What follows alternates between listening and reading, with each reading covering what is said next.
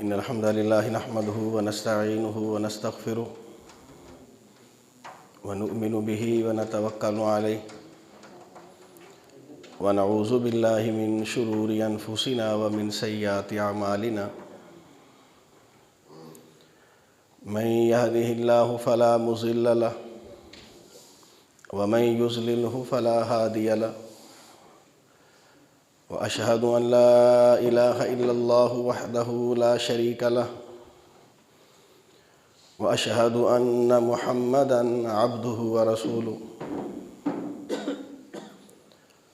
أما بعد فإن خير الحديث كتاب الله وخير الهدي هدي محمد صلى الله عليه وسلم وشر الأمور محدثاتها وكل محدثة بدعة وكل بدعة ضلالة وكل ضلالة في النار اللهم صل على محمد وعلى آل محمد كما صليت على إبراهيم وعلى آل إبراهيم إنك حميد مجيد اللهم بارك على محمد وعلى آل محمد كما باركت على إبراهيم وعلى آل إبراهيم إنك حميد مجيد رب اشرح لي صدري ويسر لي أمري واحلل عقدة من لساني يفقه قولي رب زدني علما رب زدني علما أعوذ بالله من الشيطان الرجيم الذي خلق الموت والحياة ليبلوكم أيكم أحسن عملا ومقام الآخر الله خالق كل شيء وهو على كل شيء وكيل۔ ہر قسم کی حمد و ثنا، تعریف، بزرگ کی برتری اللہ تعالیٰ کی ذات اقدس کے لیے۔ درود و سلام سید الاولین والآخرین، امام الانبیاء و امام المرسلین حضرت محمد رسول اللہ صلی اللہ علیہ وآلہ وسلم کی ذات اقدس پر۔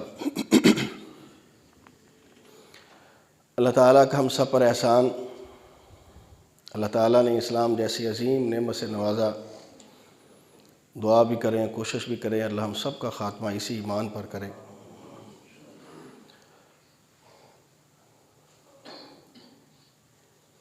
اس میں کوئی شک نہیں کہ اللہ تعالیٰ ہی نے ہر چیز کو تخلیق کیا ہے، ہر چیز کا خالق بھی وہی ہے، مالک بھی وہی ہے، اور اپنے بندوں سے ایک ماں کی محبت سے کئی گنا زیادہ وہ محبت کرتا ہے۔ پھر بندہ جتنا ریٹرن کرتا ہے، جتنی محبت اللہ سے کرتا ہے، اللہ پھر اس سے بڑھ کر اپنے بندوں سے محبت کرتا ہے۔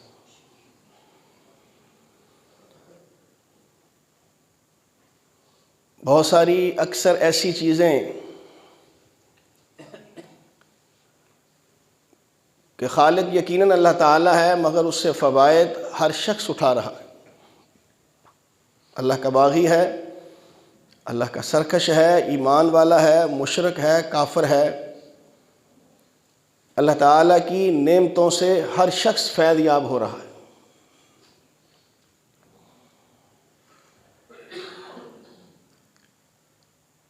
ہم بھی ایمان والے ہیں، مگر ساتھ ساتھ انسان بھی ہیں۔ وَكَانَ الْإِنسَانُ ضَعِيفًا، اللہ خود کہتے ہیں کہ ہم نے انسان کو بڑا کمزور بنایا ہے۔ اپنی اسی کمزوری کی وجہ سے انسان اللہ کی نعمتوں کو، اللہ کے احسانات کو اکثر بھول جاتا ہے۔ تو جب بندہ بھولتا ہے، خصوصی طور پر ایمان والا، اللہ تعالیٰ پھر کسی نہ کسی انداز سے اس کو اپنی ربوبیت کی یاد تازہ کروا دیتے ہیں۔ اور اگر انسان اللہ کی نعمتوں پر شکر ادا کرتا رہے، شکر گزاری اس کی جاری رہے، تو اللہ کا وعدہ ہے، اللہ اپنی نعمتوں کو وہیں تک نہیں بلکہ بڑھا دیتا ہے۔ اللہ ہم سب کو شکر گزار بندہ بنائے۔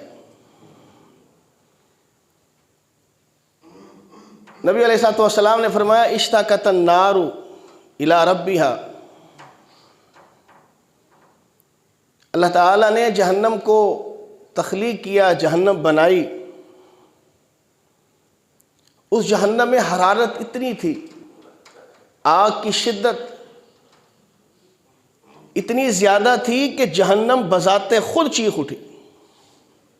اشتاقت النار، اس نے اللہ تعالیٰ سے اپنی گرمائش کا، اپنی شدت کا، اپنی آگ کا شکوہ کیا کہ یا اللہ میرے اندر بڑی آگ ہے، بڑی حرارت ہے، بڑی شدت ہے، میری اس حرارت کو، شدت کو تھوڑا سا سکون بھی دیا جائے۔ نبی علیہ الصلوۃ والسلام نے فرمایا پھر اللہ تعالیٰ نے اس کو 2 سانس لینے کی اجازت دی۔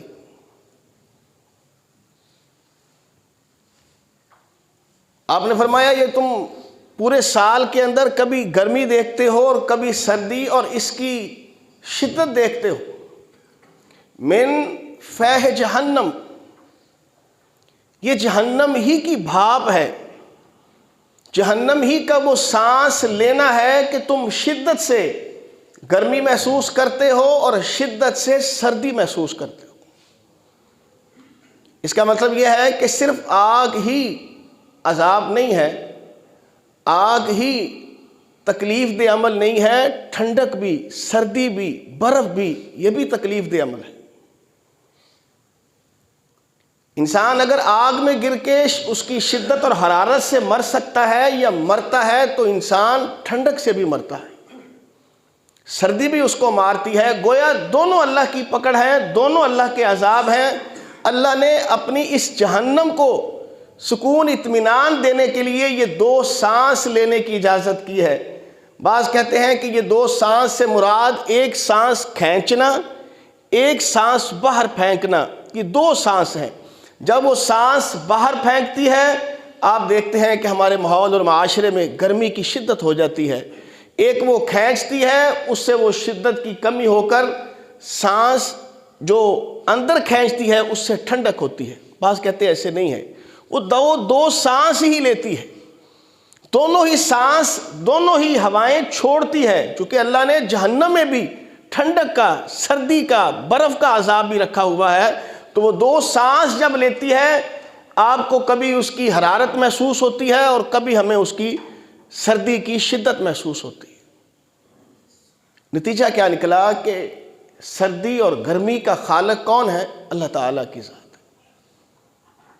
اللہ تعالیٰ نے اگر شدت دونوں کی رکھی ہے، دونوں کی تکلیف رکھی ہے، تو دونوں کے لیے کچھ احکامات بھی بھیجے ہیں۔ میرے آپ کے اوپر اگر اللہ تعالیٰ نے سردی کی سختی رکھی ہے، تو سردی کی سختی میں جو بندہ اللہ کو راضی کرتا ہے، اللہ کے اور قریب ہوتا ہے، اللہ بندے سے اور راضی ہو جاتا ہے۔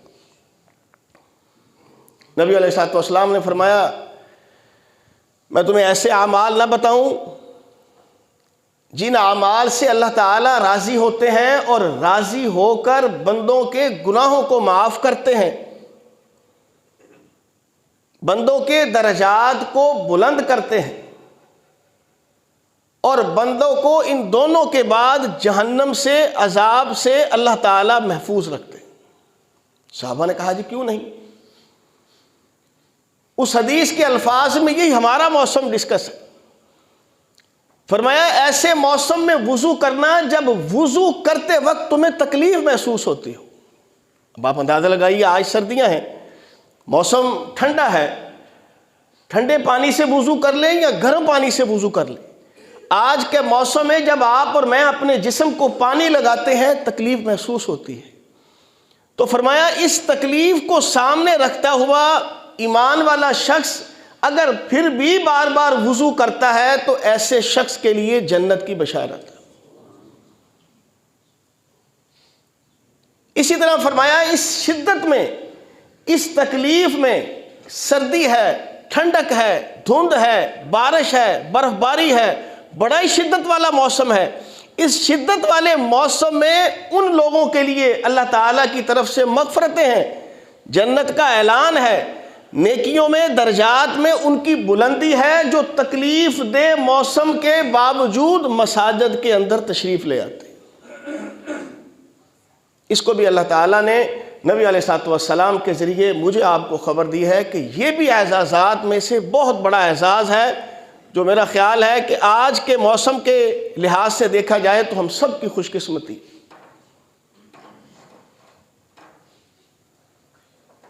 اگر 2 سانس سردی اور گرمی اللہ اس کا خالق ہونے کے بعد اپنے بندوں پر محبت اور شفقت کا وہ نظارہ یہ پیش کر رہا ہے کہ جو شخص اس موسم کی سختی کے باوجود اللہ سے تعلق وضو کرتا ہے، اللہ سے تعلق مسجد کی طرف رخ کرتا ہے، ایک اندازہ لگائیں کام ہم نے کرنا ہی کرنا ہے، نماز ہم نے پڑھنی ہے، مسجد میں آنا ہے، وضو کرنا ہے، مگر وضو اور نماز کی رب العالمین کو بھی خبر ہے کہ اس موسم میں تنگی ہے، شدت ہے، تکلیف ہے، اس کے باوجود کہا کہ اس تنگی اور تکلیف کو بھلا کر باوضو ہو کر بار بار وضو کر کے مسجد کی طرف آتا ہے، تینوں بشارتیں اس کے لیے۔ اللہ ہم سب کا یہ عمل قبول فرمائے۔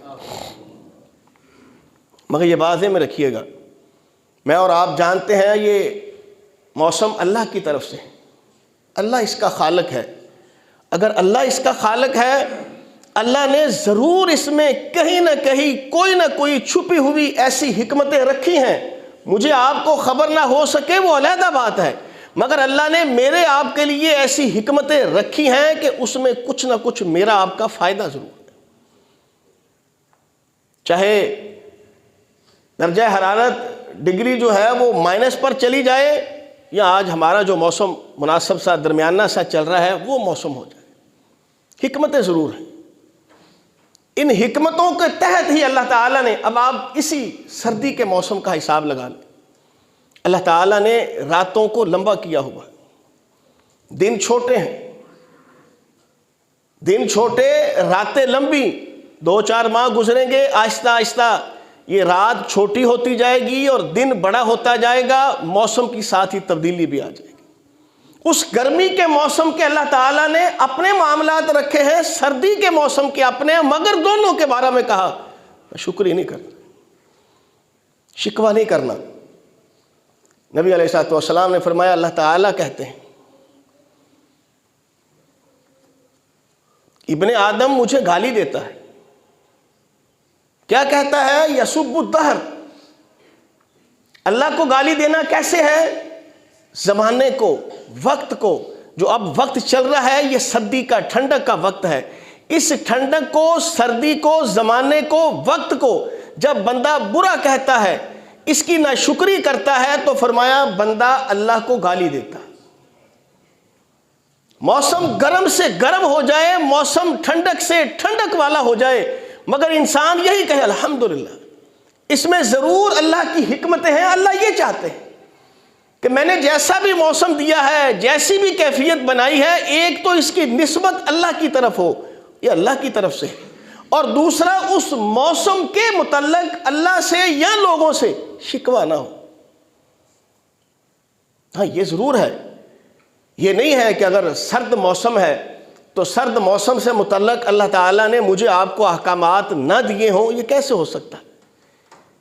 مجھے آپ کو اپنے جسم کو بچانا، اپنی جان کو بچانا، سردی سے بچنے کے وہ تمام معاملات کا حکم ہے جو عقلی طور پر اسلام یا ایمان والا نہیں، ہر شخص جانتا ہے، بلکہ اس حفاظتی تدابیر اور اسباب کو اختیار نہ کرنا یہ اللہ کی طرف سے ناراضگی ہے۔ اللہ تعالیٰ نے مجھے آپ کو عافیت مانگنے کا حکم دیا ہے۔ عافیت کیا ہے؟ انتہائی سردی ہے، یا کسی کو انتہائی سردی لگتی ہے، وہ موسم کی شدت کی وجہ سے انتہائی تکلیف محسوس کرتا ہے، تو ٹھیک ہے، اللہ کی طرف رجوع کرے، اللہ سے عافیت مانگے۔ نبی علیہ الصلوۃ والسلام صبح و شام اللہ سے عافیت مانگا کرتے تھے۔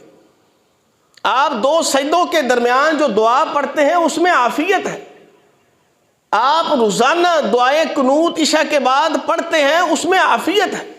اللہم اہدنی فیمن ہدیت وعافنی فیمن عافیت، یا اللہ میں تجھ سے تیری طرف سے عافیت مانگتا ہوں. عافیت کیا ہے؟ یا اللہ مجھے ٹھنڈ نہ لگ جائے. یا اللہ تیرا موسم میرے اوپر حاوی نہ ہو. یا اللہ میں تیری طرف سے عافیت اور سکون اور اطمینان طلب کرتا ہوں. ہر نماز میں اللہم اغفر لی وارحمنی واہدنی وعافنی، یا اللہ میرے گناہ بھی معاف فرما، مجھے ہدایت بھی دے، اور میں تجھ سے عافیت کا بھی سوال کرتا ہوں. مجھے آپ کو عافیت کا بھی حکم دیا ہے. اور اگر کوئی شخص اللہ سے عافیت مانگ رہا ہے یا نہیں مانگ رہا ہے، عافیت کے خلاف چلتا ہے، اللہ کو وہ بندہ قبول نہیں ہے. بعض مرتبہ میڈیا کی وجہ سے، لوگوں کی وجہ سے، اپنی نادانی اور ناعقلی کی وجہ سے کچھ ایسے کام ہم کر بیٹھتے ہیں جو اللہ کو منظور نہیں ہے، اللہ اس کو پسند نہیں کرتے. اللہ نے مجھے آپ کو حکم دیا ہے کہ میں نے، آپ نے، ہر شخص نے اپنے آپ کو ہر موسم کے مطابق تیار رکھنا ہے. تو کیا ہے؟ سردیاں آئی ہیں، گرم لباس پہننا ہے. سردیاں آئی ہیں، گرم خوراک استعمال کرنی ہے. سردیاں آئی ہیں، گرم ماحول میں بیٹھنا ہے. اگر ہم باہر نکلے ہیں، ہمیں سردی محسوس ہو رہی ہے، ہم کہیں یا اللہ تیرا شکر ہے تو نے سردی دی ہے، مگر ہمیں عافیت سے بچا. ہم اپنے گھر میں گرمی میں شدت ٹھنڈ سے بچ کر اپنے کسی کمرے، دفتر، گھر میں آ گئے ہیں، اللہ کا شکر ادا کریں. ہاں یا اللہ تیرا شکر ہے تو نے مجھے عافیت دی ہے. میں اور آپ جانتے دیکھتے ہیں بیسیوں لوگ ہیں آج گلیوں میں، فٹ پاتھوں پر، سڑکوں پر بیچارے ٹھنڈ کی وجہ سے یہ نیچے ہلکا پھلکا بچھا کر وہ لیٹے ہوئے ہیں. ٹھنڈک بچانے کا انتظام نہیں ہے ان کے پاس. اور اگر کوئی جان بوجھ کے ٹھنڈک کا انتظام نہیں کرتا، وہ اپنے آپ کو ہلاکت میں ڈالتا ہے. آج ہمیں سبق یہی دیا جا رہا ہے کہ سردیوں میں آئس کریم کھانے کا اپنا ہی مزہ ہے. سردیوں میں باہر ٹھنڈک میں، دھند میں، برف باری میں بیٹھ کر چائے پینے کا اپنا ہی مزہ ہے. حماقت ہے. اللہ تو منع کر رہے ہیں کہ اپنے آپ کو ہلاکت میں نہ ڈالو. ایسا کوئی کام نہیں کرنا جس سے تمہاری طبیعت کے خراب ہونے کا، تمہارے بیمار ہونے کا. اگر ایک شخص کہتا ہے کہ میں بیمار نہیں ہوتا، مجھے ٹھنڈ نہیں لگتی، مجھے ٹھنڈ محسوس نہیں ہوتی، واللہ اس کے لیے بھی موسم سے بچاؤ کی تدابیر اختیار کرنا فرض ہے. کیوں؟ نبی علیہ السلام نے حکم دیا ہے کہ تو نے تدابیر اختیار کرنی ہے. تجھے ٹھنڈک محسوس نہیں ہو رہی، ٹھیک ہے، ٹھنڈ لگ تو سکتی ہے نا، تجھے کوئی بیماری، کوئی مرض لگ تو سکتا ہے. تو ایک شخص جان بوجھ کے اپنے آپ کو بیماری کے سپرد کرتا ہے، جان بوجھ کے ایسی کیفیت یا ایسی چیزیں استعمال کرتا ہے جس سے اس کو بیماری یا مرض لگنے کا خطرہ ہو. مرض لگ سکتا ہو چاہے وہ کہتا رہے نہیں جی میں بڑا طاقتور ہوں، میں باڈی بلڈر ہوں، مجھے کچھ نہیں ہوتا، میں ہر سال ایسا لباس پہنتا ہوں، میں ہر سال ایسا کھاتا ہوں، ایسا پیتا ہوں. تیرا ہر سال کھانا پینا تیری مرضی ہوگی. تیرے رب رسول نے تجھے یہ حکم دیا ہے کہ اپنا بچاؤ ہر موسم کا کرنا. یہ کوئی عقل مندی نہیں ہے کہ ہم لوگوں کو کہتے پھرے ٹھیک ہے جی کھاؤ پیو، کوئی ایسی بات. سردیوں میں، گرمیوں میں، اللہ کے دیے ہوئے کسی بھی موسم میں اپنا آپ کا بچاؤ کرنا، اپنی جان بچانا یہ ضروری ہے. یہ جو ہم دعائیں پڑھتے ہیں جس میں عافیت مانگ رہے ہیں تو گویا اللہ کو دھوکہ دے رہے ہیں. وَعَافِنِي فِي مَنْ عَافَيْتَ، اللہ سے کہہ رہے ہیں، عافیت طلب کر رہے ہیں، مگر عافیت والے جو کام ہیں وہ کرنے کو تیار نہیں ہیں.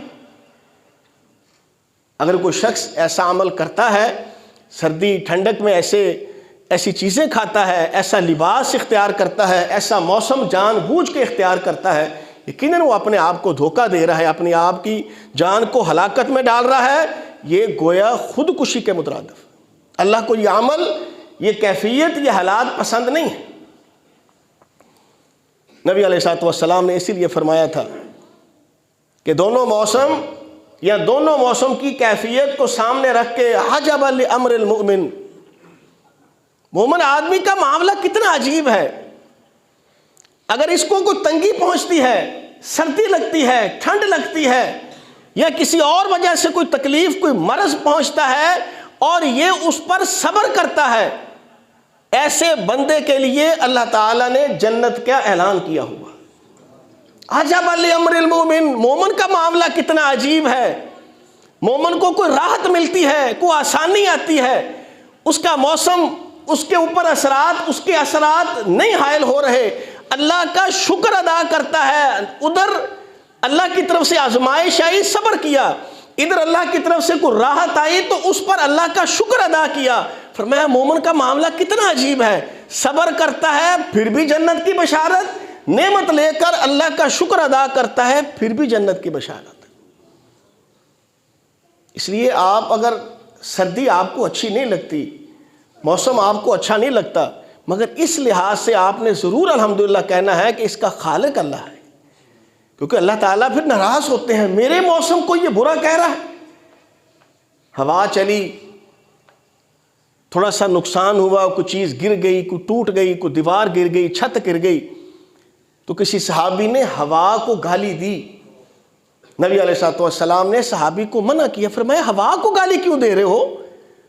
اس میں ہوا کا جرم کیا ہے؟ ہوا تو اللہ کے حکم سے چلی تھی، اور جب ہوا پر اختیار اللہ کا ہے، اللہ نے اس کو حکم دیا ہے، وہ چلی ہے، کوئی چیز گری ہے، نقصان ہوا ہے، تو اس ہوا کو گالی دینا ایسے ہی ہے جیسے بندہ اللہ کو گالی دے رہا ہے. موسم آپ کے اوپر کسی بھی قسم کا ہے، آپ کو پسند نہیں ہے، کہ مجھے سردی پسند نہیں ہے، مصیبت ہے، جرسی، سویٹر، جرابیں، کوٹ، کمبل، رضائیاں، فلانا فلانا آپ کا پسند نہیں ہے، مگر ناپسند ہونے کے باوجود کہنا چونکہ اللہ اس کا خالق ہے، الحمدللہ حلفاً کہتا ہوں اس شکر کرنے پر اللہ آپ کے لیے جنت کو واجب کر دیتا. یعنی چھوٹا سا معاملہ ہے، ایک دماغ کو، دل کو سمجھانے والی بات ہے کہ اللہ کی طرف رجوع کرا دینا ہے اس کو، تو آپ اور میں کامیاب. کہتے کسی آدمی نے گھر میں داخل ہونے کے بعد اپنے بیٹے کو اٹھایا، اپنے بچے کو اٹھا کر اپنے منہ کے پاس کرنے لگا تو بیٹے کو لٹا دیا. اس کی بیوی پاس یہ منظر دیکھ رہی تھی. منظر دیکھ کر اس نے کچھ پوچھنے سے پہلے ہی دیکھا کہ اس کے خامد نے، بچے کے باپ نے دوبارہ اس کو اٹھایا اور اس کو پیار کرنے لگا. جب پیار کر کے بچے کو فارغ ہوا تو بیوی نے خامد سے پوچھا، میں نے دونوں منظر دیکھے، آپ نے بچے کو اٹھایا ہے، پیار کرتے کرتے رکے ہیں، بچے کو نیچے لٹا دیا ہے، دوبارہ تھوڑی دیر بعد بچے کو اٹھایا ہے، اٹھا کر پیار کیا ہے، یہ کیا تھا؟ کہا میں جب بچے کو اٹھا کر پیار کرنے لگا تھا تو یہ سمجھ کر میں باپ ہوں، یہ میری اولاد ہے، میں اس کو پیار کروں. اچانک میرے ذہن میں آیا یہ تو رب اور رسول کا حکم ہے کہ بچے کو پیار کرنا ہے. تم میں سے بہترین آدمی وہ ہے جو بڑوں کا ادب و آداب کرے اور بچوں سے محبت کرے. میرے دل میں آیا میں اپنے دل سے اس کو پیار کیوں کروں، کیوں نہ میں اللہ کے حکم سے کروں. میں نے پہلا پیار چھوڑ دیا، دوبارہ میں نے بچے کو صرف اس نیت سے اٹھایا کہ میرے رب کا حکم ہے بچوں سے پیار کرنا. اب چھوٹا سا کام، اس نے صرف نیت میں فرق کیا ہے، نیت میں فرق کرنے کی وجہ سے وہ اجر و ثواب لے گیا. ہم نے بھی یہی کرنا ہے، موسم جیسا بھی ہے، پسند ہے یا نہیں ہے، یہ سوچ کر سمجھ کر کہ اس کا خالق اللہ ہے، بنانے والا اللہ ہے. اللہ تعالیٰ نے اس میں بہت ساری حکمتیں پوشیدہ رکھی ہیں، ان کو سامنے رکھ کے کہتا ہوا مجھے نہیں بھی پسند، کوئی بات نہیں، اللہ نے چونکہ اس کو بنایا ہے، میرے لیے اس میں خیر ہے، الحمدللہ. اتنے سے بندے کا کام ہو جاتا ہے. اس لیے اس موسم یا کسی بھی موسم سے متعلق میں نے آپ کو آغاز میں حدیث سنا دی، اللہ اس کا خالق ہے. یہ تو وہ جہنم جو اللہ کی مخلوق ہے وہ سانس لے رہی ہے، اس وجہ سے موسم کی یہ تبدیلی آتی ہے، تو یہ سارا سسٹم چلتا ہے. مگر مجھے آپ کو چونکہ اس کو برداشت کرنے کا حکم، اور یہ بھی ذہن میں رکھیے گا لا یکلف اللہ نفسا الا وسعها، یہ اللہ تعالیٰ کا ضابطہ ہے. اللہ کسی بھی شخص پر اس کی برداشت سے زیادہ بوجھ نہیں ڈالتے. آپ اور میں کہتے رہے، سمجھتے رہے ہاں ساری مصیبتیں میرے گلے آ گئی ہیں، ساری آزمائشیں میرے اوپر آ گئی ہیں، سب سے زیادہ پریشان اور تکلیف میں ہوں، آپ خود سمجھتے رہیں. مگر یہ ذہن میں رکھیے گا آپ جتنی برداشت کر سکتے ہیں، اللہ کہتے ہیں میں اس برداشت سے زیادہ بندے پر بوجھ نہیں ڈالتا. تو گویا آپ اور میں کسی بھی موسم کو برداشت اگر کر رہے ہیں تو برداشت کرنے کو یہ سمجھ لیجئے کہ اللہ تعالیٰ نے ہی مجھے وہ قوت اور طاقت سے نوازا ہے. اگر اس قوت اور طاقت سے نوازنے کی وجہ سے، اللہ کی عطا کی وجہ سے میں برداشت کر رہا ہوں، اگر وہ اس برداشت کو مجھ سے واپس لے لے، میں اور آپ پھر کیسے اس کو برداشت کر سکتے؟ میرے بھائیو، حق یہ تھا اس موسم سے میں اور آپ فائدہ اٹھاتے. لمبی راتیں ہونے کی وجہ سے راتوں کا ہمیں قیام کرنا چاہیے تھا. اب آپ اندازہ لگائیں 5، 5:15، 5:30 کے قریب آج کل اذانیں شروع ہو گئی ہیں، اور ادھر تقریباً 5:45 بجے اذانیں ہوتی ہیں. اس کا مطلب ہے تقریباً جیسے ڈاکٹرز کہتے ہیں کہ 8 گھنٹے کی نیند چاہیے، اگر آپ اور میں رات کو 9-10 بجے بھی صحیح ٹائم پر بھی سوئیں تو 8-9 گھنٹے کی نیند پوری کر کے بھی تہجد کے لیے اٹھ سکتے ہیں. پھر نبی علیہ الصلوۃ والسلام نے تہجد کی نماز کے بڑے فضائل بتلائے. حالانکہ نبی علیہ الصلوۃ والسلام پر فتہجد بھی نافلہ، اللہ کے نبی پر یہ فرض تھی، اضافی نماز تھی. مجھے آپ کو تو چھوٹ دے دی ہے، اچھا پڑھ لی تو ٹھیک ہے، نہ پڑھی تو نہ صحیح. مگر جو پڑھتا ہے اس کے متعلق آپ خود اندازہ لگائیں کہ وہ رات کے تیسرے پہر اٹھتا ہے، اگر 5 بجے بھی اٹھتا ہے، اٹھ کر اللہ کے حضور کھڑا ہو جاتا ہے، اور اللہ دنیا کے اس آسمان پر آ کر اس بندے کو دیکھ رہا ہے، پکار رہا ہے، ہاں کس کو رزق چاہیے میں دیتا ہوں، کس کو معافی چاہیے میں دیتا ہوں، کون کیا چاہتا ہے، میں اللہ آسمان دنیا پر آیا اس کو دینے کے لیے ہوں، آؤ مجھ سے مانگو. تو وہ کتنا خوش قسمت ہوگا جو اللہ کی توفیق سے اٹھے گا اور اللہ سے گفت و شنید ہوگا. تبھی نبی علیہ الصلوۃ والسلام نے رات کی اس نماز سے متعلق کہا کہ جو رات کو اٹھ کو نماز پڑھتے ہیں اللہ کو یہ بندے بڑے پسند ہیں، اللہ بڑا راضی ہوتا ہے. اور آپ خود چیک کر کے دیکھ لیجئے، انتہائی مشکل ہے، انتہائی مشکل ہے، نہ ممکن نہیں آپ کہہ سکتے. اللہ جن کو توفیق دیتا ہے آخر وہ اٹھتے ہی ہیں. نبی علیہ الصلوۃ والسلام ایک ہفتے میں 2 روزے رکھتے تھے، سوموار اور جمعرات کا. ایک حدیث میں ہے، فرمایا میں سوموار اور جمعرات کا روزہ صرف اس لیے رکھتا ہوں کہ سوموار اور جمعرات کو بندوں کے اعمال اللہ کے حضور پیش ہوتے ہیں، تو میری یہ خواہش ہے جب مجھ محمد رسول اللہ صلی اللہ علیہ وسلم کے اعمال اوپر جائیں تو میں روزے کی حالت میں ہوں. چھوٹے چھوٹے دن ہیں، آپ اور میں چاہیں تو ان چھوٹے چھوٹے دنوں سے فائدہ اٹھا سکتے ہیں. وہ عورتیں جن کے روزوں کی کمی باقی ہے، کسی نہ کسی وجہ سے وہ روزے چھوڑ چکی ہیں، اب ان کے اوپر چونکہ وہ روزے تو فرض ہیں، اللہ کے نبی نے مخصوص ایام کی وجہ سے یا بچے کی وجہ سے اگر نماز کی چھوٹ دی ہے تو روزوں کی چھوٹ نہیں دی. ان کو چاہیے اس موسم سے فائدہ اٹھائیں، کم از کم یہ 2 روزے ایک ہفتے میں رکھے جا سکتے ہیں، اس نیت سے کہ میں اپنے فرض روزے پورے کروں گی. ان ایام سے فائدہ اٹھایا جا سکتا ہے. اگر ان ایام سے فائدہ اٹھایا جا سکتا ہے تہجد کا بھی اور روزوں کا بھی، اس موسم سے جو فائدہ اٹھایا جا سکتا ہے، میں اور آپ خود چیک کر لیں ہم نے کیا وہ فوائد حاصل کیے ہیں، وہ فوائد اٹھا سکے ہیں. اگر ہم نے وہ فوائد اٹھائے ہیں، اللہ کے اس شدت والے موسم پر بھی ہم شکر گزار ہیں، یقیناً ہم سب کی کامیابی ہے. اور خدا نہ خواستہ اگر ہم کسی نہ کسی وجہ سے یا کسی نہ کسی چیز کے ناشکرے ہیں، ہمیں اپنی سوچ اور اعمال پر غور و فکر کرنا چاہیے. اللہ مجھے اور آپ کو عمل کی توفیق عطا فرمائے. وما علینا الا البلاغ.